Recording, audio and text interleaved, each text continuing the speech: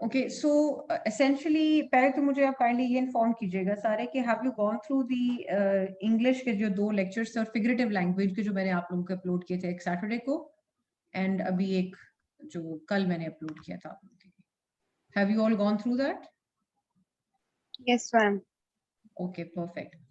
So moving forward, अब उस चीज को, उस सारी कॉन्वर्सेशन को जो उन 2 लेक्चर्स में आप लोगों ने सुनी है उसको कॉन्टेक्स्ट बना के अपने जहन में रख के अब आप आगे ये सुनिएगा जो बातें ये वाली बता रहे, अच्छा है, आपको और ज्यादा समझ में आ जाएगी. Okay, so starting from the very obvious division कि आपके पास, आपको पता है कि जो मेजर पोर्शन आपके इस पर्टिकुलर कोर्स का है, सबसे लार्जर पोर्शन वो है vocabulary. But vocabulary split across है आपके एमसीक्यूज के अंदर, bit into let's say what's it called, आपके जो सेंटेंस स्ट्रक्चर्स बनाने हैं आप लोगों ने, and synonyms and antonyms and all of that, वो सारा इकट्ठा ही है एसेंशियली. एक छोटी लिस्ट मैंने आप लोगों के साथ शेयर की थी और 2 और लिस्टें हैं वो मैंने अभी थोड़ी देर पहले AFN में अपलोड की हैं गूगल क्लासरूम के अंदर. तो वो दोनों 3 लिस्टें अब आपके पास आ गई हैं. Obviously they will cover almost 1000 words. तो वो I think those are sufficient to cover your vocabulary. वो obviously you just have to learn those and उसके ऊपर जब आप बिल्ड कर लेंगे and if you learn to make sentences from that, तो एक हाउ टू कंस्ट्रक्ट सेंटेंसेस वो इसके बाद हम इमीडिएटली आफ्टर करते हैं. So we will just go through the basics of precis कि उसमें आपने करना क्या है सबसे पहले. ओके, सो मूविंग फॉरवर्ड, आप प्रेसी, आपकी translation and obviously your reading comprehension. Reading comprehension precis दोनों मिला के 40 मार्क्स बनते हैं. अगर आप इसको बिल्कुल टेक्निकल एस्पेक्ट से देखें तो just doing well on these 2 particular portions of the exam, you are at least safe from failing it, जो कि सबसे पहला और इम्पोर्टेंट गोल है आपका कि आप इसमें फेल नहीं करेंगे फिर. So keeping a track of your precis and your comprehension are the most important aspects of your non MCQ paper. Okay, so ये वो की पॉइंटर्स हैं जो प्रेसी के हवाले से आप लोगों को पता होने चाहिए. सबसे पहली बात, common mistakes in expression lead to mark deduction. जब मैंने आपको सबसे पहला लेक्चर दिया था 12 फंडामेंटल्स ऑफ ग्रामर के ऊपर, तो उसमें मैंने आपसे एक पर्टिकुलर बात की थी कि वो एक्सप्रेशन मत इस्तेमाल करें जब तक you don't have complete and absolute grip on it. उससे क्या मुराद है कि वही वाली बात कि आपको ये पता होना चाहिए कि क्या चीज फिगरेटिव है, क्या कॉन्टेक्सचुअल मीनिंग में इस्तेमाल हो रही है और क्या लिटरल में इस्तेमाल हो रही है. जब ये 3 स्टेजेस किसी वर्ड की आ जाती हैं तो you have a complete sense of the expression that can be created out of any single word. ये सबसे पहले. अगर आप एक्सप्रेशन की, मतलब in your effort to use difficult language, अगर आप उसको इनकरेक्टली इस्तेमाल करेंगे तो आपका पूरा सेंटेंस गलत हो जाता है. और आगे मैं आपको एक सैंपल दिखाऊंगी जो कि एक स्टूडेंट ने मेरी अटेम्प्ट किया था एंड उसमें ये इस तरह की गलतियां मौजूद हैं. अच्छा, मूविंग फॉरवर्ड, एक और बात मैं आप लोगों से कहना चाहूंगी कि काइंडली जो आप लोग मुझे अपनी असाइनमेंट सेंड कर रहे हैं ना, it is of no real value अगर आपकी असाइनमेंट्स मुझे डिजिटली मिल रही हैं. डिजिटली से मेरी मुराद ये कि नोट पैड पे टाइप्ड हैं या वर्ड पे टाइप्ड हैं. The best way to approach this is कि आप एक बड़ी वेल नोन सी ऐप है कैम स्कैनर के नाम से, वो आपके फोन्स में भी होगी, आप चाहें तो कंप्यूटर पर डाउनलोड कर लें. द आइडिया इज कि आप उस जो भी असाइनमेंट है उसको अटेम्प्ट करें और उसके बाद उसकी फोटो लेके आप मुझे भेजें. दैट वे मैं आपको इन राइटिंग उस पर कॉमेंट्स दे सकती हूँ. That is much better. आप लाइन टू लाइन आपको उस पर फीडबैक मिल सकता है. Right now I am having trouble putting in comments against your जो लाइंस, वो एक्सप्रेशन का जो टेस्ट लिया था उसमें कमेंट्स आप लोगों के रिटेन नहीं हो रहे. It is impossible to track that particular assignment. तो अभी तो we will make do with what we have, पर फ्यूचर में जो भी असाइनमेंट आप करेंगे काइंडली उसको पेपर पे आपने टाइप करना. I have no idea about 2 people कि उनकी राइटिंग का क्या स्कोप है, मुझे उसका कोई क्लू नहीं है. तो एक राइटिंग का जो एलिमेंट है वो बहुत इंपॉर्टेंट होता है, उसको हम फोरगो नहीं कर सकते. राइट, तो आप लोगों ने जो भी मुझे असाइनमेंट अपनी सबमिट करनी है कोशिश करें कि उसको राइटिंग में करें. वर्ड पैड, नोट पैड, ये जो डिजिटल वर्जन है इनमें मत करें. उसकी फोटोग्राफ लें, कैम स्कैनर से ले लें. It is a free app. उसको आपने एक तस्वीर लेके उसका स्कैन लेके आपने मुझे सेंड कर देना, या गूगल क्लासरूम पे जहां पे आपका वो असाइनमेंट का वो फिगर बना हुआ है वहां पे आपने अपलोड कर देना.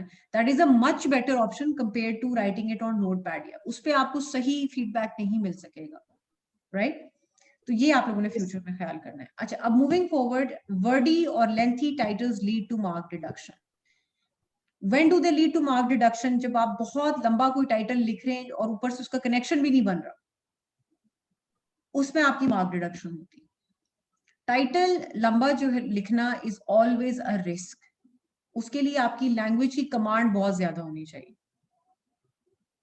अगर कोई एक पूरा फ्रेज आप लिख रहे हैं ऐसा, या बहुत लेंथी वो लिख रहे हैं, उसका आगे मैंने खुद भी 2-4 एग्जांपल्स इसमें आगे दिए हैं अगली 2 स्लाइड्स में, तो यू मस्ट नो कि ये जो आपने टाइटल दिया उसका मतलब वो it should describe the very essence of the passage जो आपको प्रोवाइड किया गया।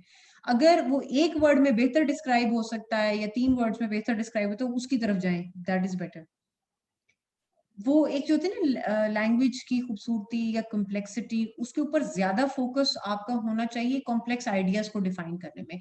प्रेसी होता क्या है, you are looking for summation. Summation क्या है कि आपने एक चीज को मतलब एक मीनिंग को एक कहते हैं ना कूजे में बंद करना, वो करना है। That's what you are trying to aim for here. You are trying to dilute the conversation and bring it together into a single drop. मतलब एक पूरा ग्लास है अगर पानी का, तो उसको एक ड्रॉप में रिड्यूस कर रहे हैं आप। That is how much summation matters here. तो जब आप बहुत लेंथी टाइटल्स लिखते हैं जिसका कोई सर पैर नहीं बन रहा, फॉर एग्जाम्पल आपके पैसेज के साथ, तो उस पे मार्क्स नहीं मिलेंगे। देखिए प्रेसी में से 5 नंबर तो टाइटल की, और ये मुफ्त के नंबर हैं। अगर आपने टाइटल सही उसको बना लिया है, या if you gotten a good grip on the title, तो दैट्स फ्री मार्क्स लिटरली। और जो बाकी प्रेसी आपकी बनती है वो आपने उसको समेशन की तरफ जाना है। आई एम नॉट सेइंग कि ओवरली सिंपलिस्टिक लैंग्वेज यूज करें, ठीक है जी। अच्छा, अब expression mistakes lead to mark deduction. ये कॉमन मिस्टेक्स इन एक्सप्रेशन और एक्सप्रेशन मिस्टेक्स अलग चीजें। कॉमन मिस्टेक्स इन एक्सप्रेशन ये होती है कि आपने द आर्टिकल्स मिस कर दिए, ठीक है जी, आर्टिकल्स मिस कर दिए, फुल स्टॉप मिस कर दिया, कैपिटलाइजेशन नहीं की। These are common mistakes. फिर होती है major expression mistakes, that is incorrect usage of verbs और जेरेंड्स। कि एक होता है ना कि आप किसी किस फॉर्म को यूज कर रहे हैं वर्ड की, क्या वो वहां पे एडजस्ट होती है कि नहीं। कई दफा ईडी लगाने से, आईएनजी लगाने से वर्ड का पूरा मीनिंग चेंज हो जाता है। For example if you're saying paint, that is an act. Painting, that could be an object, so or it could be an act. तो वो you have to be very careful कि what expression you're using, is it वो मतलब उस sentence को support कर रहा है कि नहीं कर रहा। Punctuation mistakes are probably the silliest form of mistakes that can be done in Pressy, और ये लोग बहुत ज्यादा करते हैं। Punctuation mistakes इस तरह होती हैं कि जब आप एक sentence लिखी जा रहे हैं, क्योंकि this is a very common problem in precis. आप क्योंकि 3 लाइनों को रिड्यूस कर रहे हैं एक लाइन के अंदर, एक जो गुड रूल ऑफ थंब है कि every 3 sentences can be reduced into 1 sentence. तो मगर वो 1 सेंटेंस ही होना चाहिए, एक नेवर एंडिंग सेंटेंस नहीं होना चाहिए, ठीक है। अगर आपको लग रहा है कि आपके जुमले में 1 से 2 दफा एंड ज्यादा आ रहा है, या आपको देयर फॉर, फर्दर मोर, इस तरह की चीजें यूज करनी पड़ी हैं, तो उसको स्प्लिट कर दें। एक बहुत लेंथी सेंटेंस प्रेसी में 1 से 2 से ज्यादा दफा इस्तेमाल नहीं होना चाहिए। तो good way to keep track of your own writing कि आपने अगर बहुत एक लंबा सेंटेंस लिखी जा रहे हो, फुल स्टॉप आ ही नहीं रहा कहीं, तो that is a punctuation mistake. And also it shows कि भी आपने जो सेंटेंस लिखा है उसकी कोई एक सेंस नहीं बन रही, कंटिन्यू ही होता जा रहा है, खत्म नहीं हो रहा। और अगली बात इसके साथ ही कनेक्ट करती है कि too many compound sentences are a problem. Long sentences without a break और continuing on by adding and लगा के आप एक जुमले को खत्म ही नहीं होने दे रहे। फिर है रेपिटेटिव फ्रेजिंग, यहां पे आपको लैंग्वेज का इस्तेमाल करना है। फॉर एग्जाम्पल अगर आपने एक कोई ऐसा वर्ड यूज कर लिया है एक सेंटेंस के अंदर, let's suppose you use the word president in the first sentence, अब दोबारा से प्रेसिडेंट आ रहा है कहीं, तो you can use other words for it like premier, head of state, leader, whatever, but come up with some other word for president. Don't repeat it again in the next sentence. ये चीज आपने avoid करनी। Overly simple phrasing. Overly simple phrasing क्या होती है कि instead of saying furious, you say very angry. Instead of saying depressed, morose, you say very sad. Instead of saying furious, you say very angry. Instead of saying delightful, you say very happy. या instead of saying ecstatic you say very very happy. So this is problematic. ये नहीं करना आपने. तो कोशिश करें कि एक वर्ड, अगर देखें ना 2 वर्ड्स ऐसे आ रहे हैं जिनको आप रिड्यूस करके एक में कन्वर्ट कर सकते हैं. For example very sad can be written as morose, तो वो वर्ड आप यूज कर सकते हैं. एनी अदर वर्ड, या शी फेल्ट वेरी डिजेक्टेड, तो आप उसमें डिफीटेड भी यूज कर सकते हैं. You know, very is something that you must avoid as much as possible in precising. फिर आखिरी जो टेक्निकल फ्लॉ है जिसको मैं वैसे भी आप लोगों के साथ क्लास में डिस्कस कर चुकी हूँ, that is poor handwriting. मतलब वो पर से तो उसकी मार्किंग नहीं होती, but it does lead to mark reduction अगर आपकी राइटिंग इलेजिबल है. Suppose on an average of 10 examinations, अगर कोई पेपर चेकर जो है वो देख रहा है आपका एग्जाम, आप अभी उसने 10 पेपर चेक किए हैं और पर पेपर सपोज उसको प्रेसी में 5 से 6 मिनट लगे हैं चेक करने में. आपकी प्रेसी की बारी आई है, उसको 10-15 मिनट लग गए because he is having trouble figuring out what you written. तो वो इरिटेट होकर ही आपको कम नंबर दे देगा. Which is why it is extremely important that आपका एक कोई थर्ड पार्टी एनालिसिस होना चाहिए of your handwriting. A good exercise is this कि you get like 5 people generally जिनकी राइटिंग आपसे बिल्कुल डिफरेंट है और उनका फीडबैक आप लें. एक तो मैं आपको दूंगी, दूसरा, तीसरा, चौथा, पांचवा कोई एक ऐसा बंदा देखें जिनकी डिफरेंट हैंड राइटिंग है आपसे, and ask them to read your paragraph and ask them कि whether your writing is legible. Legible से मुराद क्या है कि रीडेबिलिटी उसकी है, मतलब कि उनको 5 से 6 मिनट ज्यादा नहीं लग रहा है एक प्रेसी को पढ़ने में. That is an important trick that you can learn. देखिए हैंड राइटिंग जो है ना, वो is your, it's like a first impression. It's like a well dressed person in an interview. जब आप कभी किसी इंटरव्यू में दाखिल होते हैं, मतलब बंदों ने सूट बूट पहना होता है, their shave, their comb their hair, women are dressed prim and proper, no hair out of place, and you look good because that's the first impression.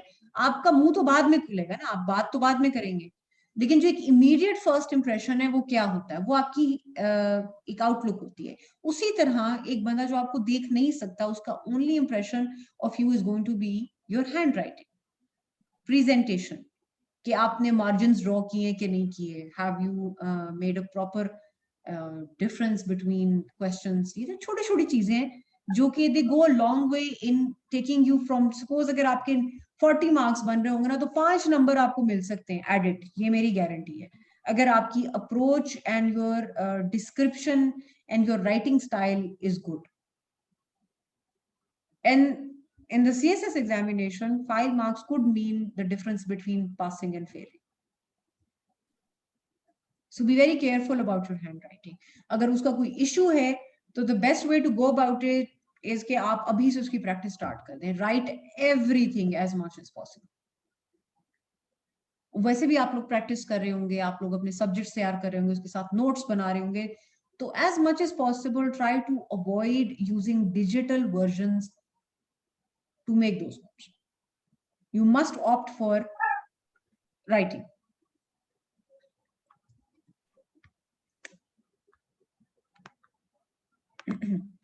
जी, और ये आपकी वो कॉमन ग्रामर मिस्टेक्स हैं जो बहुत ज्यादा अकर करती हैं प्रेसी के अंदर.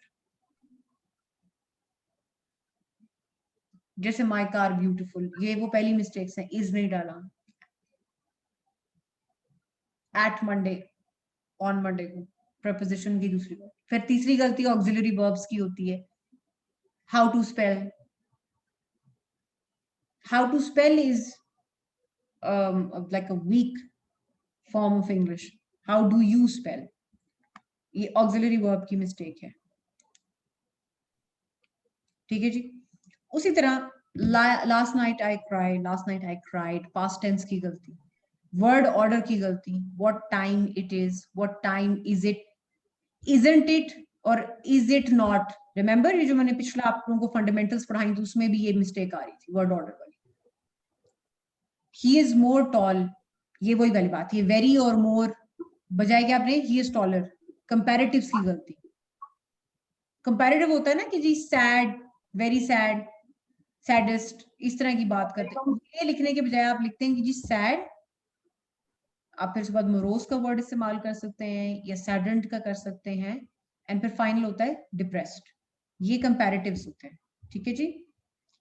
तो अभी इस वक्त किसी के क्वेश्चंस है ना, please hold them in, write them down. इसके ये 2-3 स्लाइड्स और उसके बाद फिर मैं आप लोगों के क्वेश्चंस इस पे सारे लूंगी प्रेसी के ऊपर। फिर आखिरी है जी एडवर्ब्स की गलती। I play chess good, I play chess well. Sensibilities आपने देखनी, एडवर्ब की ये गलती है। These are common, very very common grammar mistakes जिनको आपने जहन में रखना है when you are attempting your exam. And this is a further continuation of what I've just shown. अब इसके अंदर भी देख लें किस टाइप के मिस्टेक्स आ रही हैं आपके सामने। अच्छा, अब देखिए ये इसमें दूसरी जो साइड पैरा है ना, look at this particular, he is Daniel in judgment. अब this is a form of expression. He is a Daniel in judgment. Daniel is जो है ना, is a figure from the Bible. Right, it is हमारे पास भी है मेरे ख्याल में जो है, I think I don't know कि हम कुरान के अंदर क्या नाम दिया गया है कि नबी है जिनका जिक्र किया जाता है। तो अलबत्ता टेस्टमेंट जो है ना 1 and 2 उसके अंदर डैनियल का वर्ड आता है एंड रिप्रेजेंट्स अ पर्सन। तो he was a very judgmental king apparently. तो Daniel, he is a Daniel in judgment. Now this is the persona of this person, it's a proper noun, is being used to define a characteristic of a person. तो आप किसे कहेंगे he is a Daniel in judgment. It's a very difficult concept to understand. तो वैसे तो आपका पाला नहीं पड़ेगा इस तरह की चीज के साथ, लेकिन मैं it is important that I explain this to you कि when you refer to a proper noun as a characteristic, मतलब एक कोई ऐसी चीज जो कोई हिस्टोरिकल फिगर जो है फेमस है as a famous characteristic of their personality, उसको बेस बना के इंग्लिश में often they be people use them as a form of expression to define them. ठीक है, आपने सुना होगा hell hath no fury like a woman scorned. It's a very famous saying, hell hath no fury like a woman scorned. Obviously literally hell की कोई punishment एक औरत के गुस्से से तो नहीं कंपेयर की जा सकती, लेकिन it is a form of expression which means ke God protect us from a woman who's angry. मतलब this is a very famous English expression. तो उसी तरह he is a Daniel in judgment वो इस्तेमाल हुआ है। तो जब अगर आपने किसी को लिंक करना है किसी पर्सनालिटी के साथ, ठीक है, तो फिर आप इसको कहते हैं। Ma'am, can you repeat this please? अच्छा, ये मुझे यही था कि ये कंफ्यूजिंग होगा आप लोगों के लिए। देखिए, जब आप जैसे for example he is a Jacob in wisdom. Jacob is again हजरत याकूब अलैहिस्सलाम के लिए इस्तेमाल किया गया है क्रिश्चियनिटी के अंदर। बाइबल में he is referred to as Jacob and he was famous for his wise decisions. तो if you refer to someone कि he is a Jacob in decision making या he is Jacob in wisdom, that means कि आप उस बंदे की wisdom की तरफ पॉइंट कर रहे हैं या बेटर डिसीजन मेकिंग पावर की तरफ कर सकते हैं। ये भी कह सकते हैं ही is a Jacob in favouritism, right, because the Bible states के हजरत यूसुफ अलैहिस्सलाम जो थे वो फेवरेट सन थे। तो हजरत याकूब अलैहिस्सलाम की जो फेवरेटिज्म थी बड़ी वाज़ेह थी कि वो सबसे ज्यादा जो है वो जो उनको मोहब्बत थी वो अपने सबसे छोटे बेटे से थी। तो ये आपने इसको किस तरह रेफर किया, यू सेड कि he is a Jacob in favouritism. That means के आउट ऑफ प्रोबेबली आप क्या रेफर करना चाह रही कि this person probably loves one of his children more and it is very obvious। समझ आई कुछ बात की मे बी कि किस तरह से। तो जब कभी किसी प्रॉपर नाउन को आप रेफर करते हैं ऐसे जैसे आप किसी की कैरेक्टरिस्टिक डिफाइन कर रहे हैं, तो this is how you do it. ये थोड़ा सा कॉम्प्लेक्स है, मैं बिल्कुल नहीं कहूंगी कि आप इसको अटेम्प्ट करें, लेकिन I am just explaining this.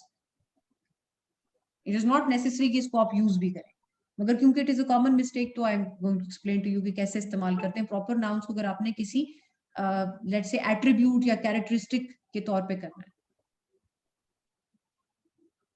जिस तरह से आप ये कह सकते हैं ना कि his pride could give Pharaoh a run for his money। Pharaoh जो है यानी कि आपका ये जो इजिप्शियन किंग था फिरौन, वो उसका सबसे ज्यादा उसकी क्या चीज थी मशहूर, he was extremely proudful, he did not believe। ठीक है, तो अगर आपने किसी के प्राइड को रेफर करना है, इसको कहते हैं यूजिंग सिचुएशन कॉन्टेक्चुअली, यानी कॉन्टेक्स्ट में एक प्राइड की बात हो रही, तो आपने अपने पॉइंट को बेहतर एक्सप्लेन करने के लिए कोई कैसा हिस्टोरिकल फिगर इस्तेमाल कर लिया जो उसके लिए मशहूर है। मैम ये एक्सप्रेशंस हम लोग नेगेटिव सेंटेंसेस में यूज कर सकते हैं? हाँ, good question, that's a very tricky thing. अब कोई ऐसी पर्सनैलिटी उठाए जिसका कोई नेगेटिव ट्रेट हो, फिर आप कर सकते हैं। जिस तरह हिस्टोरिकली स्पीकिंग किंग एडवर्ड जो था, ठीक है, king Edward was known for being extremely bipolar and temperamental, and he beheaded 3 of his wives. He was married almost, I think, 7 or 8 times. तो उन सारी खवातीन में से he divorced all of them, almost 3 of them were beheaded. So अब जैसा किसी की इनफिडेलिटी के बारे में अगर आप बात कर रहे हैं, तो आप एडवर्ड को कोट कर सकते हैं negative. Right. And ma'am can we say that like इस तरह से अगर हम कोई सेंटेंस बनाते हैं कि United Nations is not denial in judgment at all? अच्छा, गुड क्वेश्चन, गुड क्वेश्चन। अच्छा, you are not suppose to use these phrases outside of an individual capacity. Individual के लिए like ये किसी ऑर्गेनाइजेशन के लिए यूज नहीं करेंगे। Yes yes, you can not. अगर आप उनकी किसी एक डिसीजन की बात कर रही हैं तो फिर आप बात कर सकते हैं। ठीक है। अब फॉर एग्जाम्पल अगर आपने बात करनी है कि जो प्रेसलर अमेंडमेंट थी, ठीक है, द प्रेसलर अमेंडमेंट वाज, आप इसको कह सकते हैं फेरोनिक डिसीजन। फेरोनिक यानी फेरो से निकला हुआ है, तो आप फिर ये कह सकते हैं कि जी इट वाज ब्रूटल या स्लेव लाइक, क्योंकि सही है, एक बात हो रही ना, एक डिसीजन की। जनरल एक गवर्नमेंट को आप ये नहीं कह सकते कि American government is denial in judgment, नहीं, ये नहीं कह सकते।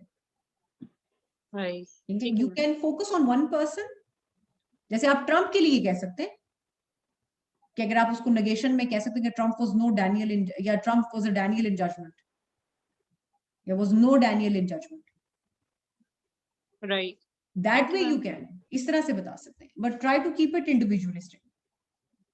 ठीक, तो ये आपको हेल्प करेंगी प्रेसी के अंदर काफी ज्यादा। इस तरह के एक्सप्रेशंस होते हैं ना, अगर आप if you choose to use them, मेरे रिकमेंडेशन होगा अगर प्रैक्टिस नहीं इतनी डेवलप हुई भी तो मत करिएगा, लेकिन this is a advance tip अगर आप चाहें इसको यूज करें। अच्छा, अब we are going to come to choosing a title. Your title needs to be attractive, that goes without saying. Don't opt for wordy or complex titles, especially if you don't know the meaning. ये बात मैं आपको already explain कर चुकी हूँ। आपकी पहली जो instinct होनी चाहिए वो होनी चाहिए to try to keep things as simple as possible.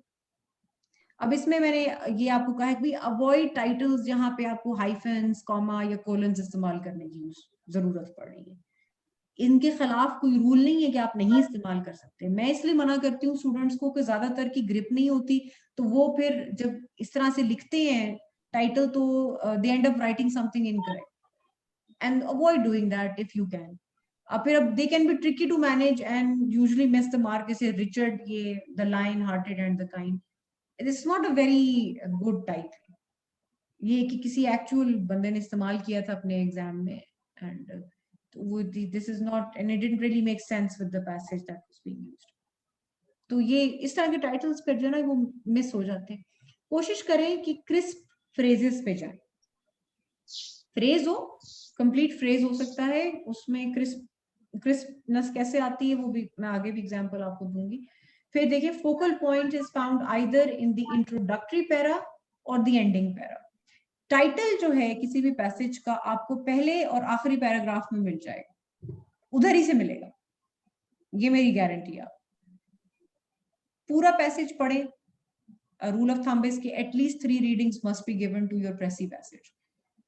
थोड़ा सा रिटर्डेंट भी होता है, टाइम भी कम होता है। आई नो आपकी जो पहली इंस्टिंक्ट होती है कैंडिडेट की होती है यार बस पेपर करना है, टाइम ना हमारा कम हो जाए। और रिमेंबर दिस के प्रेसी का पेपर आप बहुत तहम्मुल से कर सकते हैं, इसमें कोई आपने सफे नहीं भरने होते, हर चीज एक एक्सरसाइज है, इसमें आप थक जरूर जाते हैं। इस पेपर में बहुत ज्यादा बड़ा ड्रेनिंग होता है ये पेपर, क्योंकि बहुत सारे बहुत डिफरेंट क्वेश्चंस होते हैं और आपको लगता है खत्म ही नहीं हो रहा। हालांकि लिखना बहुत ज्यादा नहीं होता, इसलिए आपके पास इतना मार्जिन होता है कि गिव और टेक आपके इस 3 घंटे के पेपर के अंदर जो है ना, आपके पास half an hour must go to reading the whole thing. ये मैं नहीं कह रही कि ये आधे घंटा पूरा लगा दें पहला सारे पेपर पढ़ने में, नहीं ये नहीं। मतलब प्रेसी में अगर आप लगा रहे हैं उसको रीडिंग में, आप सपोज 5-6 मिनट्स आपके लगने चाहिए। गिव इट 2 to 3 रीडिंग्स, बहुत जरूरी है। जो मुश्किल लाइनें हैं या वर्ड्स आ रहे हैं, फ्रेजेस, साथ साथ अंडरलाइन करते जाएं। और ये रूल ऑफ थंब याद रखें कि 3 लाइनों को आपने 1 में रिड्यूस करना है। आपका अपने आप जो भी पैसेज होगा 1/3 हो जाएगा खुद ही से।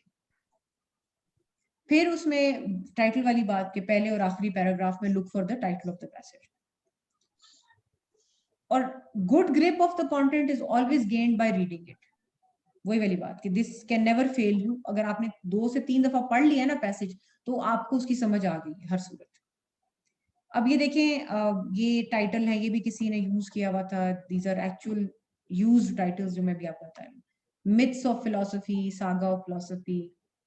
अब यहाँ पे पंक्चुएट विद कॉलन और semicolon, if, and this is a big if, you use titles like, suppose ये, अब ये मेरे बनाए हुए टाइटल्स हैं, आगे जो 2 आपको बता रही। Manto a refractive mirror. अभी 2020 की मेरे ख्याल में, ये 2019 है या 2020 की प्रेसी है जो मैं अभी शेयर करूंगी, ये थोड़ी सी कॉम्प्लेक्स थी, तो उसके ये 2 टाइटल्स मैंने रिकमेंड किए थे। Manto a refractive mirror. However, do not use titles like fine arts colon semicolon करके, aesthetic concept rather than practical. This is a very nonsensical title. इसको कोई सर पैर नहीं। ये किसी स्टूडेंट ने लिखा था। किसी का माइक ऑन है, काइंडली इसको टर्न ऑफ कर दीजिए।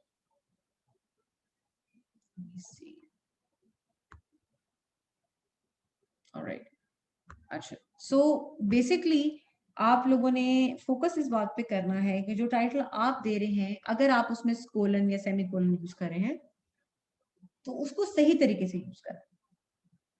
अब वो किस तरह होता है? मंटो, अब मैंने आगे इसकी डाला है, मार्किंग्स डाली हैं, उसके बाद में लिखा है रिफ्रैक्टिव मिरर। अब now I am describing Manto's personality as a refractive mirror. अगर आप में से किसी ने फिजिक्स रखी होगी तो आपको रिफ्रैक्शन के फिनोमेना के बारे में पता होगा। कि कोई है जिसको ना पता हो कि रिफ्रैक्शन क्या होती है? आई एम गेसिंग पता है सबको, which is very good. So refraction is like, एक होती है आप लाइट आपको मिलती है एज इट इज, चीज रिफ्लेक्ट हो जाती है, whatever you see is a complete exact reflection. और एक होती है चीज की जब लाइट थोड़ा सा एंगल चेंज करके वापस आती है, that's called refraction. Why did I use the word refraction for Manto's writing? क्योंकि मंटो मेन स्ट्रीम सोसाइटी को के बारे में नहीं लिखता था। He would always write about people like prostitutes, beggars, laborers, मतलब सोसाइटी, ह्यूमैनिटी की जो सफरिंग मोस्ट कैटेगरी थी और जिसके बारे में लोग बात करना नहीं पसंद करते, उस तरह के कैरेक्टर्स और टॉपिक्स वो उठाता था, जो कि एक टिल्टेड और ऑल्टर्ड एंगल देता था सोसाइटी का। अब this is a complex title that I have given and I have decided to choose you. बिल्कुल भी जरूरी नहीं है कि आप यही वाला दें, इस तरह के दें, पर एग्जाम्पल अगर आपने देना ही है तो फिर you have to choose a phrase that is very clearly describing the passage. अब ये टाइटल जो आपको नजर आ रहा है, fine arts aesthetic concept rather than practical, ये भी एक कैंडिडेट ने दिया था इसी पैसेज का। अब I think it is important कि मैं आपको पैसेज भी दिखा देती हूँ। ये देखिए, हाँ जी, CSS 2020 का था।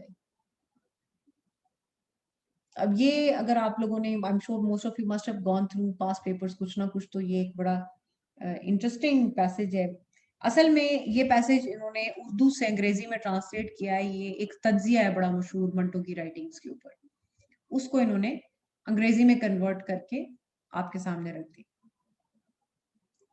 सो अब Manto was a victim of some kind of social ambivalence that converged on self-righteousness, hypocrisy, and mental obtuseness.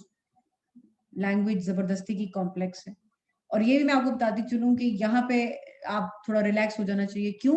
Because ये पैराग्राफ इटसेल्फ जिसने पेपर सेट किया उसने भी सही नहीं लिखा, deliberately written like this to confuse aspirants। और जो ओरिजिनल टेक्स्ट था इसका वो ज्यादा सेंसिबल है, उसमें इतने ज्यादा जो है आउट ऑफ द वे जाके वोकैबुलरी को कंफ्यूजिंग करने की कोशिश नहीं की गई। अब यहाँ पे वोकैबुलरी बहुत इंपॉर्टेंट है। क्यों? क्योंकि अगर आपको इन वर्ड्स का मतलब नहीं पता, फॉर एग्जांपल ऑब्ट्यूजनेस का मतलब नहीं पता अगर आपको, तो आप थोड़ा सा कंफ्यूज होंगे। लेकिन आपको सेल्फ राइटियसनेस, हिपोक्रेसी का पता है, राइट? तो कहीं और सोशल एम्बिवलेंस का अगर फॉर एग्जांपल नहीं पता, तो आपको ये पता होगा कि he was a victim of some kind of social ambivalence, यानी सोसाइटी से रिलेटेड है। कई दफा ऐसा होता है कि अगर आपको वर्ड्स के मीनिंग ना आते हो तो पूरे सेंटेंस से आप आइडिया जरूर लगा सकते हैं कि इसमें मतलब क्या कहा क्या जा सकता है।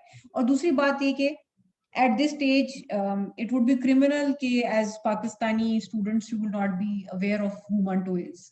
तो मंटो, सादत हसन मंटो की राइटिंग्स के बारे में अगर आपने पढ़ा ना भी हो सादत हसन मंटो को, तो you must have heard of him and what he is famous for. तो वहां से भी आप अंदाजा लगा सकते हैं कि वो किस चीज की बात कर रहा हो सकता है मैक्सिमम। तो अपनी जनरल नॉलेज को भी यूज करें। कभी कभार अगर वोकैबुलरी से बिल्कुल आउट ऑफ टच हो गए हैं आप, तो थोड़ा सा मसला हो सकता है प्रेसी के अंदर, लेकिन जनरल सेंटेंस स्ट्रक्चर से आप अंदाजा लगा सकते हैं कि भाई बात हो क्या रही है, अगर आपको मतलब नहीं भी आ रही वोकैबुलरी। अब इसमें उन्होंने जनरल उसकी राइटिंग की गुफ्तगू की। अच्छा, अब टाइटल मैंने कहाँ से उठाया है? मैंने लास्ट और पहले पैराग्राफ से उठाए हैं दो टाइटल्स। मैं पिछली स्लाइड पे दोबारा जाके आपको दोबारा दिखाऊंगी। Manto was a victim of some kind of social ambivalence that converged on self-righteousness, hypocrisy, and mental obtuseness. His detractors branded him as vulgar and obscene and implicated him into a long, ये drawn लिखा हुआ है, drawn होना चाहिए था यहाँ पे word, long drawn legal battle questioning the moral validity of his writings। ये हो गया जी आपका पहली 3 लाइन। लास्ट 3 लाइंस क्या है? As a literary artist, he treated vulgarity discreetly, without ever sounding vulgar in the process. Like Joyce, Lawrence, and Caldwell, in Manto's work, two men and women of the age find their own restlessness accurately mirrored. Like them, Manto was also raised above his own self by his somber enthusiasm। ये आपकी beginning की 3 line है, ये ending की। अब यहाँ पे देखें जो मैंने आपको टाइटल यहाँ पे बताया, Manto, a refractive mirror is a sample title। और अब वो दूसरा टाइटल देखें, fine arts aesthetic concept rather than practical. अब मुझे बताएं सेंस बन रही है दूसरे टाइटल की? क्या ताल्लुक है दूसरे टाइटल का सब्जेक्ट मैटर से? बिल्कुल भी नहीं। तो इस तरह के टाइटल आपने अवॉइड करने हैं, that make no sense to the reader. Interrogative titles भी हो सकते हैं। टाइटल 3 तरह के हो सकते हैं, या तो आप एक डायरेक्ट टाइटल दे रहे हैं बिल्कुल लिटरल। इंटेरोगेटिव हो सकता है, मुराद ये कि आप क्वेश्चन मार्क लगा के पूछ सकते हैं, या अगर आपने जो लॉन्ग लेंथ टाइटल को अगर ऑप्ट करना चाह रहे हैं, मगर वही वाली बात, it can be tricky and difficult to manage, only if you can be very very sure to only do that.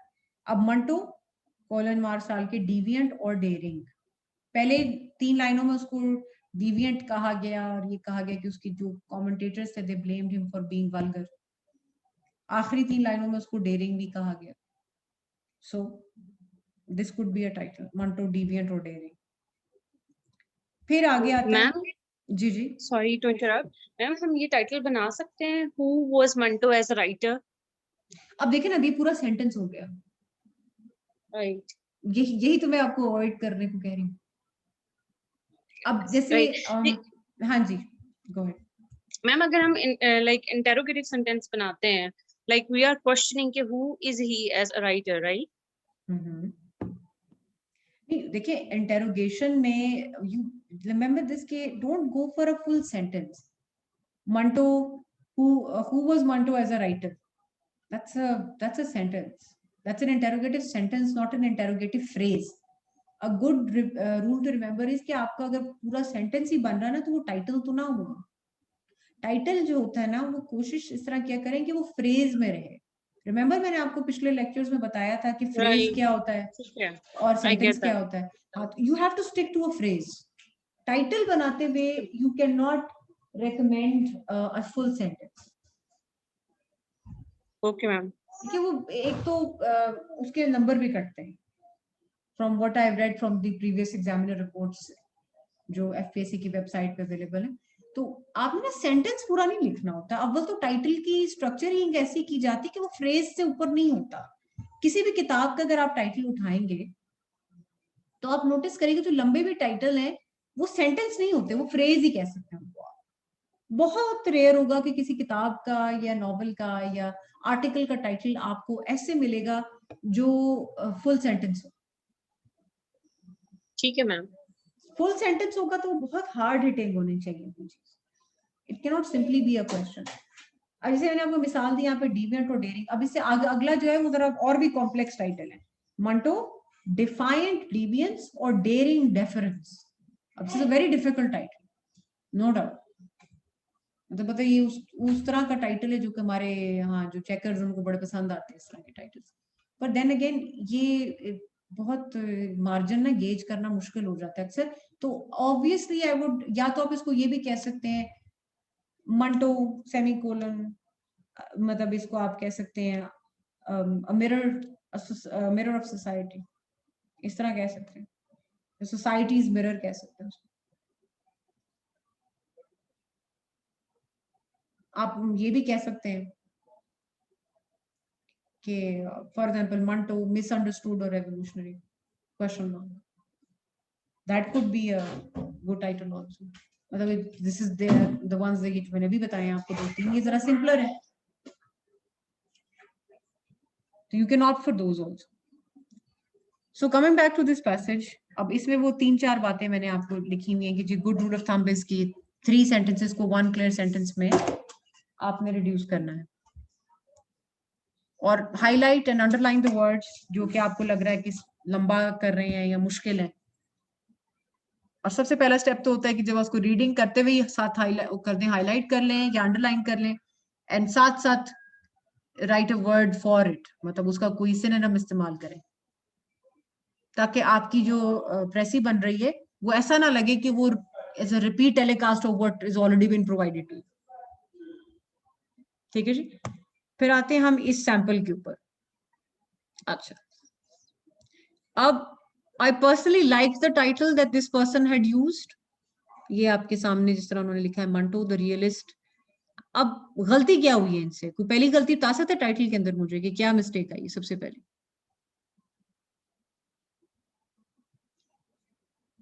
Spelling mistake. Semicolon. Ma'am the लगा हुआ है, टी बड़ा है।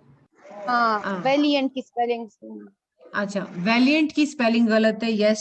सेमीकोलन वाली बात भी सही है। फिर अब कॉलन के साथ द लगा, कॉलन के बाद मैम टी बड़ा है। जी जी जी, लेकिन वो जो उन्होंने यूज किया ना उसके बाद किया जा सकता था इस्तेमाल, पर क्योंकि वो टाइटल दे रही है ना तो उसमें ये एक एक्सेप्शन होती है, आप यूज कर सकते हैं। वो इतनी कोई मिस्टेक नहीं काउंट होगी। मैं आपको बता दूं उसमें जो रियल मिस्टेक है वो क्या है। सबसे पहली जो देखेगा एग्जामिनर, वो देखेगा एक तो उन्होंने स्पेलिंग ही गलत लिखी हुई वैलिएंट की।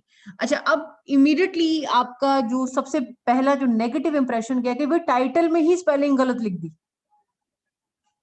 यही बात मैं बारहा कहती हूँ कि वर्ड यूज ना करें अगर स्पेलिंग पे श्योर नहीं है।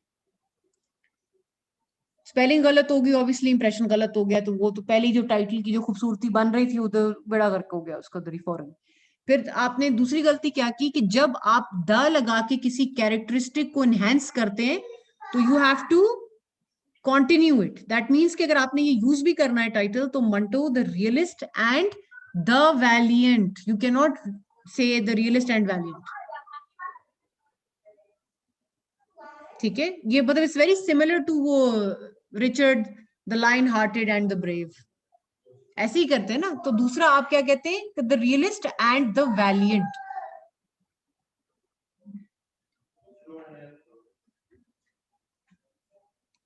Excuse me please.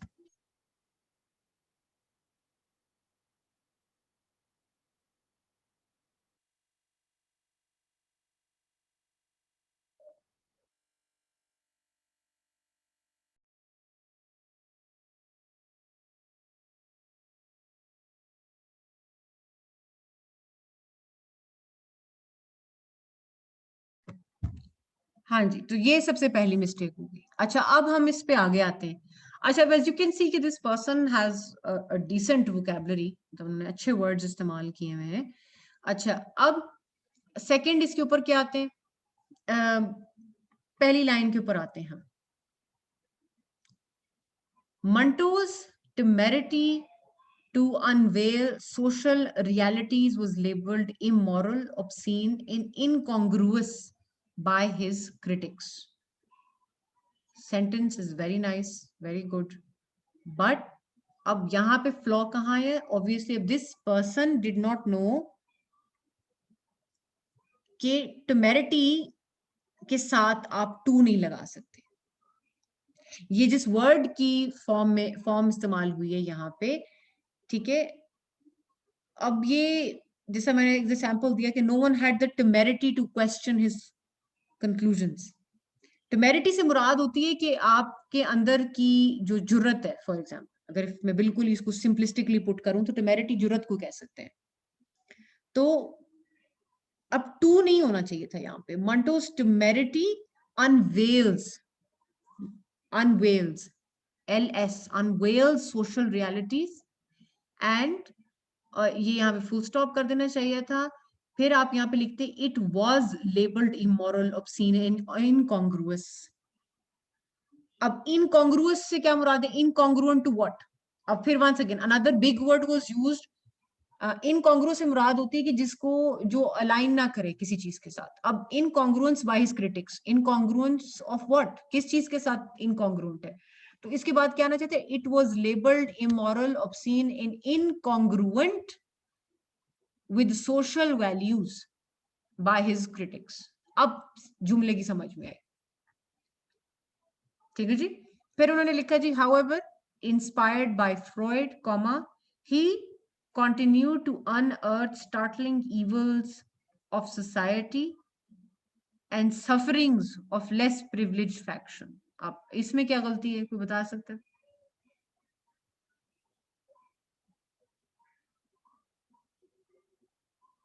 ये जो सेंटेंस मैंने बोला, can anybody pick out a mistake out of this?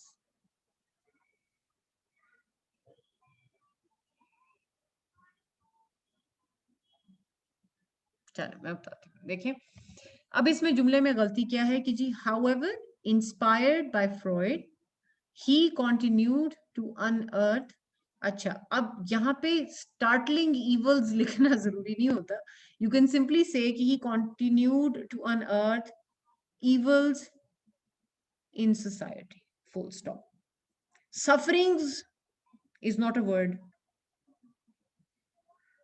अगर आपने सफरिंग का वर्ड यूज करना है तो आप उसको किस तरह लिखेंगे कि ऑफ सोसाइटी, और उसके बाद देखिए उन्होंने कॉमा डाल दिया, फिर से एंड भी लिख दिया. तो यहाँ पे या तो फुल स्टॉप लगाएं या एंड लिखें. You make up your mind about it. You can not use both. तो आप यहाँ पे लिखेंगे कि he continue to unearth startling evils of society and the suffering of less privileged members of society. ठीक है जी. या less privileged members of the lower class, ये कह सकते हैं. फैक्शन से क्या मुराद है? फैक्शन का लिटरल मीनिंग होता है धड़ा या थड़ा. कोई एक फैक्शन बनते हैं. Factions can be formed in terms of policy, they can be formed in terms of a dispute. But society के किसी फैक्शन को अगर आपने डिस्कस करना है तो आप इसको कहेंगे and suffering of the less privileged faction. अगर आपने सोसाइटी के साथ कंटिन्यू करना है जुमला तो फैक्शन नेगेटिव कोनोटेशन नहीं. क्या चीज? फैक्शन नेगेटिव कोनोटेशन में इस्तेमाल होता है, मतलब एक नेगेटिव कोनोटेशन है. ऐसा है या? बात तो आपकी सही है, ऐसी बात है. Not always but generally. देखिए ना, लिटरल मीनिंग तो एक सबसेट का ही होता है ना फैक्शन से.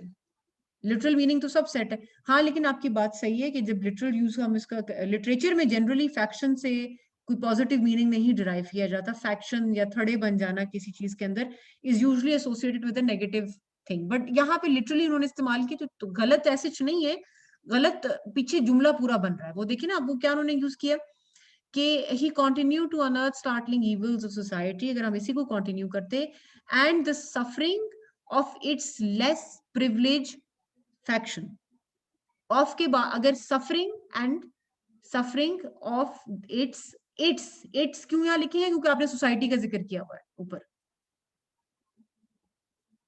And suffering of its less privileged factions. ठीक है, ये इस तरह से हम बात कर सकते थे। तो ये जो अब इसमें एक प्रॉब्लम इनकी इसलिए भी आ रही है क्योंकि as you must have notice कि she continued on with the single sentence. अब ये जो उन्होंने एक सेंटेंस बनाया हुआ, मैं इसमें 3 निकाल चुकी हूँ अभी तक। तो यू कैन ट्राई कि ये देखे ना, ये जैसे आप देख रहे हैं हाउएवर के बाद कॉमा, इंस्पायर्ड बाय फ्रॉइड, फिर कॉमा, ही क्या कहते हैं, continue to another startling even society, फिर comma, and sufferings of less privileged faction. तो ये तो होना ही था, फिर जाहिर है आपने 3 कॉमे इस्तेमाल कर लिए एक जुमले के अंदर। वो यही चीज मैं कह रही थी कि ये चीज नहीं करनी आपने, कॉन्टिन्यूसली बार बार कॉमा इस्तेमाल करके सेंटेंस जो है ना वो तबाह हो जाता है। और एंड भी लगा दिया फिर 2 जगह, अननेसेसरी लॉन्ग एंड कॉम्प्लेक्स। अच्छा, फिर उन्होंने लिखा जी फर्दर, ही डिपिक्टेड मैन एज अमलगमेशन, या अमलगमेशन लिखना चाह रही थी वो मेरे ख्याल में। ओह, बहुत बड़ी बात कर दी। He depicted man as amalgamation of devil and angel. अच्छा, अब यहाँ पे एक और इंपॉर्टेंट पॉइंट है। अब ये जो जुमला इन्होंने कहा है ना, depicted man as amalgamation of devil and angel, ये अब आप देखें यहाँ पे, For Manto, man is neither an angel nor a devil, but a mix of both. His middle and lower middle class characters think, feel and act like human beings. ठीक है जी। तो प्रेसी उनकी ठीक है, पर मुझे अब यहाँ पे इस जुमले में क्या गलती है, फर्दर लिखने की कोई जरूरत नहीं थी।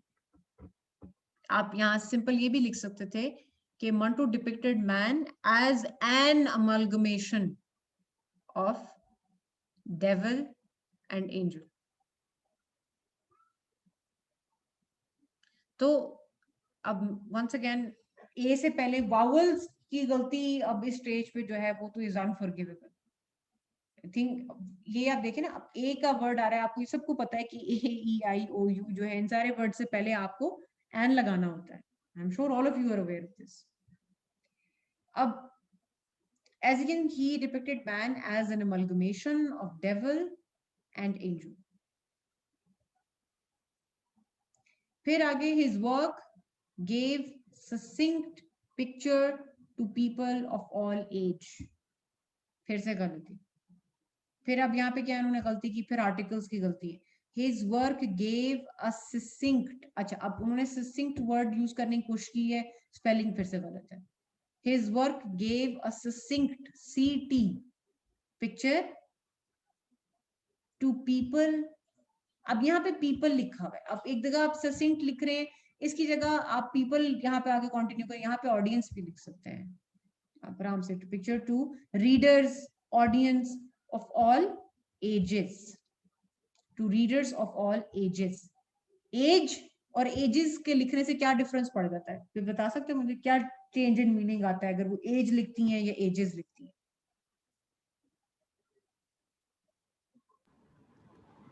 मैम एजेस तमाम टेन्योर के साथ हो सकता है, यानी पास्ट, प्रेजेंट, फ्यूचर, लेकिन जो एज है ये एक ही मतलब शख्स की उम्र के साथ हो सकता है।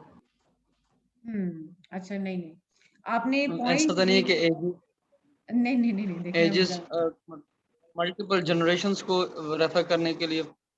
हाँ, ये बात आपकी बिल्कुल ठीक है। आप मुख्तलिफ जनरेशंस को जब आप वर्ड यूज करते हैं ना, of people of all age, जब आप एज का वर्ड इस्तेमाल करते हैं जनरली इस कॉन्टेक्स्ट में, तो इसका मतलब होता है यहाँ पे it was the age of development, it was the era of development, it was in age of commerce.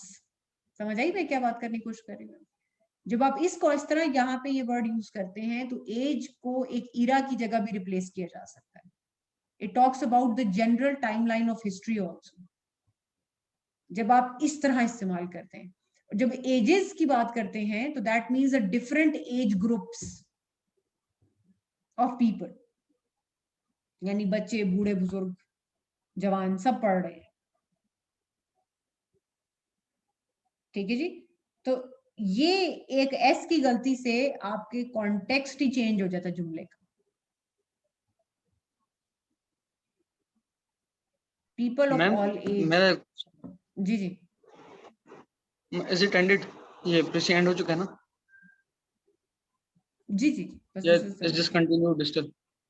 नहीं नहीं नहीं, बस ये आखिरी इसकी स्लाइड है एंड इसके बाद अच्छा मैम, वन थर्ड करने के बावजूद प्रीसी जो मेरा मानना वो ये है कि स्टिल वो एक ऐसा पैराग्राफ लगे जिससे ना वो टाइटल को पूरी मतलब एक कंटिन्यूअसली एक बड़े कंसाइज और कोहेरेंट तरीके से एक बात